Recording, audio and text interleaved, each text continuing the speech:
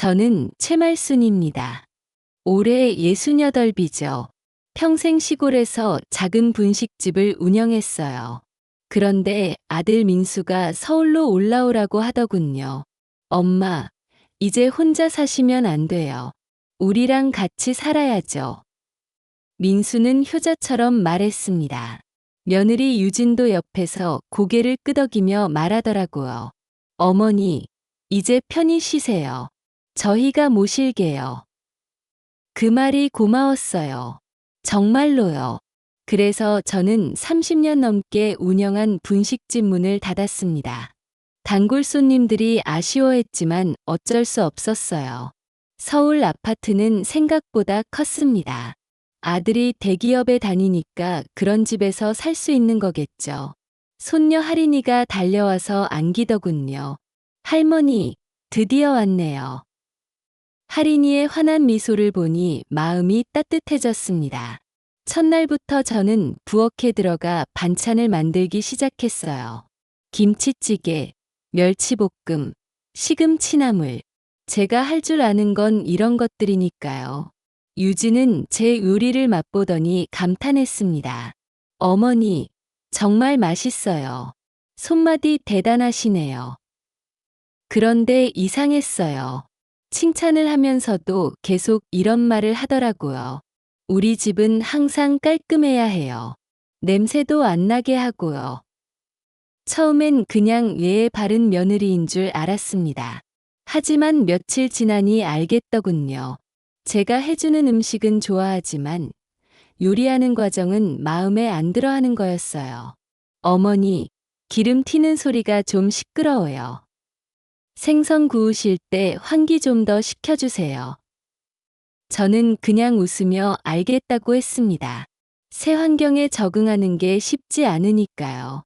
그래도 아들 가족과 함께 사는 게 좋았어요. 특히 할인이가 제 음식을 워낙 좋아하니까 보람도 느꼈습니다.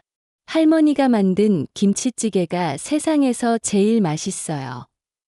할인이의 이런 말을 들을 때마다 가슴이 뿌듯했어요.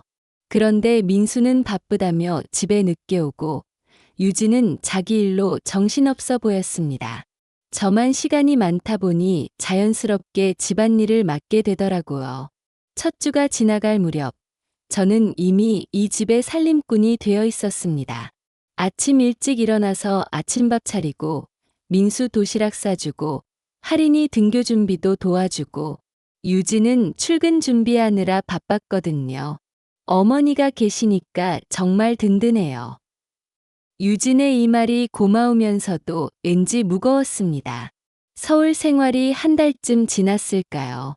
저는 완전히 이 집의 살림꾼이 되어 있었어요. 아침 6시에 일어나서 밤 10시까지 쉴 틈이 없었습니다. 빨래는 당연히 제 몫이었어요. 유진은 직장 다니느라 바쁘다고 했거든요. 청소도 마찬가지였습니다. 진공청소기 돌리고 걸레질하고 화장실 청소까지 예전에 분식집 할 때보다 더 바쁜 것 같았어요. 어머니, 빨래 좀 개켜주세요. 어머니, 할인이 방 청소 부탁드려요. 어머니, 오늘 저녁은 뭐 해주실 거예요? 유진은 항상 정중하게 말했지만 그게 부탁이 아니라 당연한 일처럼 들렸어요. 저도 뭐라고 할 수 없었습니다. 집에서 놀고 먹는 것도 아니고 도움이 되어야죠. 민수는 회사 일로 바빴어요. 아침에 나가서 밤늦게 들어오니까 집안 상황을 잘 몰랐습니다. 가끔 주말에 집에 있어도 소파에 누워서 TV만 봤어요. 엄마, 고생 많으세요. 우리 엄마가 계셔서 집안이 정말 편해졌어요. 민수의 이런 말을 들으면 기분이 복잡했습니다. 고맙다는 뜻인지 아니면 계속 이렇게 해달라는 뜻인지. 그나마 할인이가 위로였어요. 학교에서 돌아오면 제게 달려와서 안기곤 했거든요. 할머니, 오늘 급식으로 나온 김치찌개는 맛없었어요. 할머니가 끓여주는 게 훨씬 맛있어요. 할머니, 친구들한테 자랑했어요. 우리 할머니가 요리 진짜 잘한다고요. 이런 말을 들으면 피로가 다 풀렸습니다. 할인이만큼은 진심으로 저를 좋아해 주는 것 같았어요. 하지만 몸이 점점 힘들어지기 시작했습니다. 허리가 아프더라고요. 예전부터 좀 그랬는데 서울 와서 더 심해진 것 같았어요. 하루 종일 서서 일하고 무거운 것들을 들고 나이가 나이인데 무리였나 봅니다. 어느 날 아침 일어나려는데 허리가 너무 아팠어요. 그래도 참고 일어나서 아침 준비를 했습니다. 유진이 출근하면서 말하더라고요. 어머니, 오늘 마트 좀 가주세요. 생필품이 다 떨어졌어요. 어머니, 저녁에 친정 부모님 오신대요. 뭔가 특별한 것 좀 해주실 수 있죠? 저는 그냥 알겠다고 했어요. 하지만 속으로는 답답했습니다. 언제부터 저를 가정부 취급하게 된 걸까요? 며느리도 아들도 당연하게 생각하는 것 같았어요. 그날 밤 진통제를 먹으면서 생각했습니다. 이게 정말 제가 바란 서울 생활일까요? 허리 통증이 점점 심해졌어요. 아침에 일어나는 것도 힘들고 오래 서 있기도 어려웠습니다. 그래도 참고 지냈는데 어느 날은 정말 견딜 수 없을 정도였어요. 세탁기에서 젖은 이불을 꺼내려다가 그만 주저앉고 말았습니다. 허리에서 찌릿한 통증이 올라와 숨이 막힐 정도였어요. 어머니, 괜찮으세요? 할인이가 학교에서 돌아와서 저를 발견했습니다. 깜짝 놀란 할인이가 유진에게 전화했어요. 엄마, 할머니가 쓰러지셨어요. 유진은 일찍 퇴근해서 저를 병원에 데려갔습니다. 그런데 진료실에는 혼자 들어가라고 하더라고요. 어머니, 저는 주차 때문에 밖에서 기다릴게요.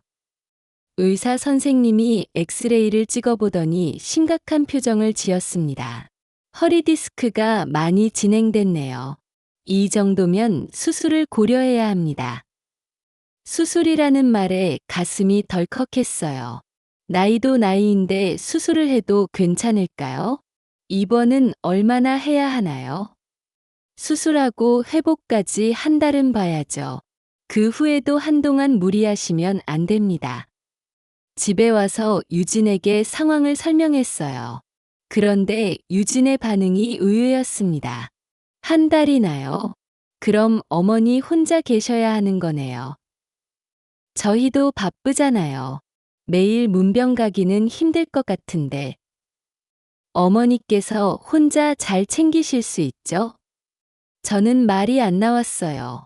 수술 동행도 간병도 기대하지 않겠다는 뜻이었거든요. 민수도 별반 다르지 않았습니다. 엄마, 회사에서 중요한 프로젝트 진행 중이라 시간 내기가. 죄송해요. 결국 저는 혼자 입원했습니다. 수술도 혼자 받았어요. 전신마취에서 깨어났을 때 병실에는 아무도 없었습니다. 간호사만 와서 물을 주더라고요. 보호자분은 어디 계세요? 바빠서 못 왔어요. 간호사의 동정 어린 눈빛이 가슴을 찔렀습니다. 병실에서 혼자 지내는 시간이 길었어요. 옆 침대 할머니는 자식들이 교대로 와서 돌봐드리는데 저는 정말 혼자였거든요. 할인이가 가끔 유진과 함께 왔지만 유진은 금방 나가고 싶어 했어요. 어머니, 회복 잘 되고 계시죠? 저희는 먼저 가볼게요. 그날 밤 병실 TV에서 다큐멘터리를 했어요. 도시를 떠나 시골로 내려간 노인 부부 이야기였습니다. 바닷가 작은 집에서 텃밭 가꾸며 행복하게 사는 모습을 보니 부러웠어요. 나도 저렇게 살 수 있을까? 그런 생각이 머릿속을 맴돌았습니다. 수술 후 한 달 만에 퇴원했어요. 그런데 집 분위기가 뭔가 달랐습니다. 제가 없는 동안 다들 어떻게 지냈나 싶었어요. 집은 그럭저럭 정리되어 있었어요. 유진이 나름 신경 써서 관리한 것 같았습니다. 하지만 냉장고는 거의 비어 있었고 반찬도 별로 없었어요. 어머니, 이제 좀 어떠세요? 많이 좋아지셨죠? 유진은 예에 바르게 물어봤지만 왠지 빨리 회복되기를 바라는 것 같았어요. 네, 많이 좋아졌어요. 조금씩 일상생활해도 된다고 하더라고요. 다행이네요. 그럼 서서히 원래대로. 유진의 말이 채 끝나기 전에 알겠더군요. 다시 집안일을 맡으라는 뜻이었어요. 며칠은 조심스럽게 지냈습니다.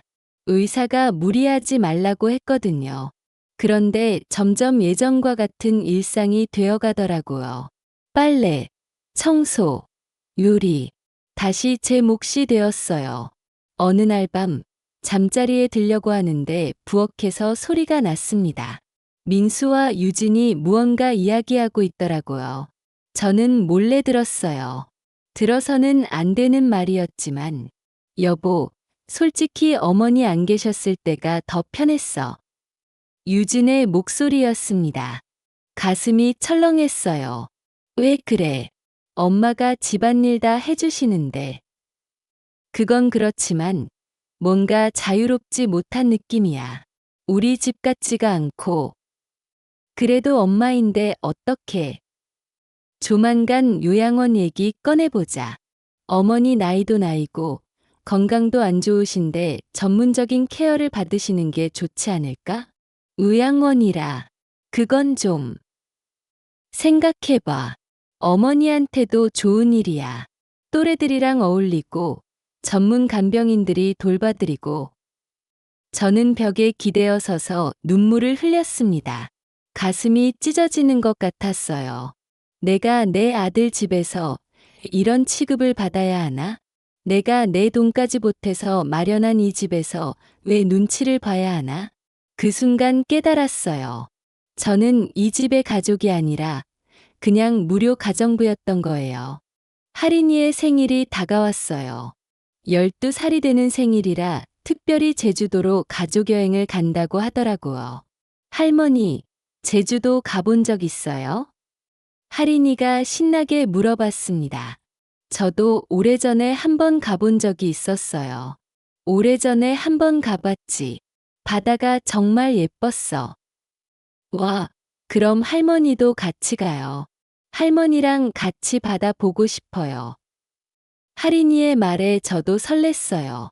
오랜만에 가족들과 여행을 간다니.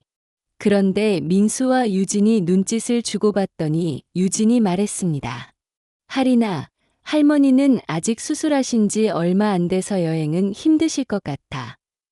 그런가요? 할머니, 괜찮으시잖아요? 할인이가 저를 바라봤지만 유진이 재빨리 말을 이었어요. 게다가 어른들까지 가면 우리가 불편할 수 있어. 할머니는 집에서 푹 쉬시는 게 좋겠어. 어른들이라. 저도 가족인데 어른이라고 하네요. 할머니도 가족이잖아요. 할인이가 항의했지만 민수가 나섰습니다. 할인아, 할머니 몸 상태를 생각해봐. 무리하시면 안 돼. 결국 저는 집에 혼자 남게 되었어요. 가족들이 떠나는 날, 할인이가 뒤돌아보며 손을 흔들었습니다. 제 마음도 무너져 내렸어요. 혼자 남은 집에서 저는 곰곰 생각했습니다. 정말 제가 이 가족의 일원일까요? 아니면 그냥 불편한 동거인일까요? 서랍에서 오래된 노트를 꺼냈어요. 예전에 분식집 장부로 쓰던 거였습니다. 새하얀 페이지에 뭔가 적기 시작했어요. 계획이라고 제목을 썼습니다. 그리고 차근차근 적어 나갔어요. 앞으로 제가 해야 할 일들을, 이 집을 떠날 준비를 말이에요. 3일 동안 혼자 지내면서 이 집 구석구석을 다시 봤습니다. 제가 닦고 또 닦은 곳들, 제가 정리한 살림들. 그런데 정작 제 자리는 어디에도 없더라고요. 가족들이 돌아왔을 때 저는 이미 결심을 굳혔습니다. 가족들이 여행에서 돌아오기 전날 밤, 저는 이 집을 천천히 둘러봤어요. 거실, 주방, 제가 기거하던 작은 방, 모든 곳에 제 손때가 묻어 있었습니다. 그런데 아이러니컬하게도 이 집 어디에도 제 흔적은 없었어요. 사진 한 장, 제 물건 하나. 정말 나그네처럼 살았구나 싶었습니다.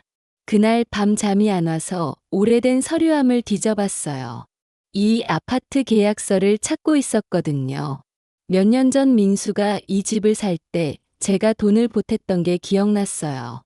분식집을 운영하면서 모은 돈 3천만 원을 계약금으로 보태줬습니다. 당시에 민수가 어려워해서 도와준 거였어요. 엄마, 정말 고마워요. 나중에 꼭 갚을게요. 민수의 그 말을 믿었어요. 하지만 지금까지 갚겠다는 얘기는 없었죠. 계약서를 보니 확실했습니다. 이 집 계약금의 절반이 제 돈이었어요. 그런데 저는 여기서 손님 취급을 받고 있었던 거죠. 다음 날 아침 일찍 부동산에 갔습니다. 중개업소 사장님이 깜짝 놀라더라고요. 어머니, 이 아파트 매매하시려고요? 네, 가능한가요? 물론이죠. 요즘 이 단지 시세가 많이 올랐어요. 좋은 시기에 파시는 거네요. 계약서를 확인하니 공동명의로 되어 있었어요. 민수와 제 이름이 함께 적혀 있었습니다. 당시에 제가 돈을 보탠 대가로 명의를 넣어달라고 했었거든요. 매매 진행하려면 공동명의자 모두 동의가 필요한데 제가 주인 중 한 명이니까 제 지분은 처분할 수 있죠? 그렇긴 하지만 저는 단호하게 말했어요. 매매 진행해 주세요. 그리고 고향 친구 만석이에게 전화했습니다. 오래간만에 통화였어요. 말순아, 웬일이야? 서울 생활은 어때? 만석아, 울진에 있던 그 집 아직 남아있니? 만석이는 몇 년 전에 바닷가 근처 작은 집을 하나 사둔다고 했었어요. 나중에 기촌하려고 준비한 거라고 했는데, 아, 그 집, 아직 있지. 왜? 혹시 팔 생각 없니? 갑자기 왜? 설마 너 서울 생활 그만두고 내려올 거야? 응, 그럴 것 같아. 만석이와 통화를 끝내고 나니 마음이 한결 가벼워졌어요. 이제 정말 떠날 준비가 끝났습니다. 울진에 온 지 벌써 2달이 지났어요. 만석이가 소개해준 집은 생각보다 아담하고 예뻤습니다. 바다가 보이는 작은 언덕 위에 있었거든요. 아침마다 바닷바람이 창문으로 들어와요. 서울에서는 느낄 수 없었던 상쾌함이었습니다. 동네 분들도 친절해요. 처음엔 서울에서 온 사람이라고 경계하시는 분들도 있었는데, 이제는 가족처럼 지내고 있어요. 말순 씨, 오늘 바다 산책 어때요? 옆집 할머니가 매일 산책을 같이 가시더라고요. 혼자 사시는 분인데 저보다 훨씬 활기차세요. 가장 깃든 건 강아지를 분양받은 거예요. 복실이라고 이름 지었는데 정말 귀여워요. 아침에 일어나면 꼬리를 흔들며 반겨주고 산책할 때도 함께 다녀요. 만석이와 함께 작은 분식집도 차렸어요. 바다가 보이는 분식이라고 간판을 달았습니다. 예전처럼 큰 장사는 아니지만 동네 분들이 하나둘 찾아주시더라고요. 말순이네 김치찌개가 정말 맛있다더라. 저기 떡볶이도 옛날 맛이야. 이런 말을 들을 때마다 뿌듯해요. 내가 하고 싶어서 하는 요리, 고마워하는 사람들을 위한 요리라니 이렇게 다를 수가 없네요. 어제 할인이에게서 편지가 왔어요. 할머니, 저 이번 여름휴가 때 울진으로 갈게요. 엄마 아빠도 같이요. 할머니가 해주시는 바다 김치찌개 먹고 싶어요. 할머니가 키우신다는 복실이도 보고 싶고요. 할머니, 행복하시죠? 저도 할머니처럼 용기 있는 사람이 되고 싶어요. 편지를 읽으면서 눈물이 났어요. 기쁜 눈물이었습니다. 오늘도 해가 바다 위로 떠오르고 있어요. 복실이와 함께 아침 산책을 나가려고 해요. 만석이가 오늘 새로 잡은 생선을 가져온다고 했거든요. 오랜만에 매운탕을 끓여볼까 합니다. 68배 시작한 새로운 삶이지만 이제야 진짜 제 삶을 사는 것 같아요. 누군가의 엄마나 시어머니가 아닌 그냥 채말순으로서 말이에요. 바닷바람이 불어오는 이 작은 집에서 저는 오늘도 제 인생의 주인공으로 살아갑니다. 인생의 늦은 시작은 없습니다. 중요한 것은 자신을 위한 용기입니다.